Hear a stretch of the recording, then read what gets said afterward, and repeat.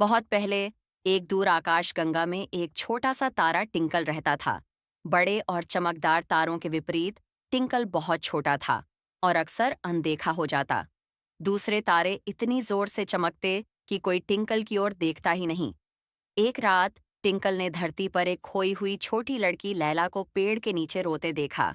लैला अपने गांव से बहुत दूर निकल आई थी और वापस का रास्ता भूल गई थी। चांद और बड़े तारे इतने ऊंचे थे कि उन्होंने उसे देखा ही नहीं, लेकिन टिंकल ने उसके आंसू देख लिए। मैं छोटा जरूर हूं, पर मैं मदद कर सकता हूं, टिंकल ने सोचा। अपनी पूरी ताकत से टिंकल ने इतनी तेज रोशनी बिखेरी कि एक चमकदार रास्ता बन गया, जो गांव की ओर जाता था। लैला ने ऊपर देखा और चमकते रास्ते पर चल पड़ी। वह सुरक्षित अपने घर पहुंच गई, जहां उसके चिंतित माता पिता ने उसे गले लगा लिया। अगली रात चांद और बड़े तारों ने टिंकल की बहादुरी की तारीफ की। उस दिन के बाद किसी ने भी छोटे तारे को कम नहीं समझा।